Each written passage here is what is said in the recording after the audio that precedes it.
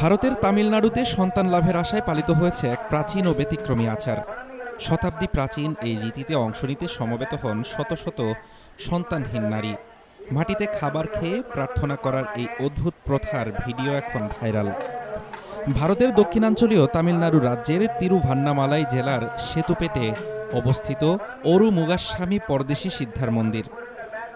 তামিল পঞ্জিকার অমাবস্যা তিথি অর্থাৎ আদি অমাবস্যায়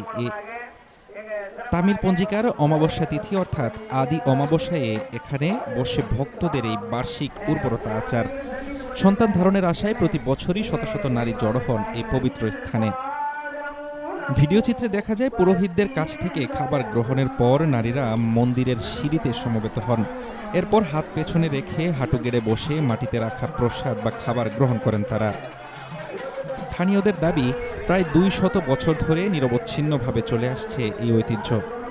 তামিল আধ্যাত্মিক ঐতিহ্যের এক সিদ্ধার এর সাথে যুক্ত এই অনুষ্ঠান, যাকে ভক্তরা জীব সমাধি লাভ করেছেন বলে বিশ্বাস করেন। এখানে আসা এক ভক্ত বলেন, এই অনুষ্ঠানের মূল আকর্ষণ হল সন্তানহীন নারীরা এই আচার অনুষ্ঠানের অংশ নেওয়ার পর গর্ভবতী হন। এটি অত্যন্ত সফল একটি অনুষ্ঠান। শুধু অতীত ঐতিহ্যই নয়, এই আচারের পেছনের সফলতার গল্প প্রচার করেন স্থানীয়রা। এখানে আসা একজন ভক্ত বলেন, চলতি বছর এক দম্পতির যমজ সন্তান হয়েছে। তারা শিশুদের ওজনের সমপরিমাণ খাদ্য মন্দিরে মানত হিসেবে দিচ্ছেন।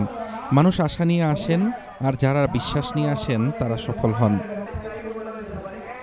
প্রজন্ম থেকে প্রজন্মান্তরে চলে আসা এই আচার আজও টিকিয়ে রেখেছে মানুষের অন্ধবিশ্বাস আর বুকভরা প্রত্যাশা।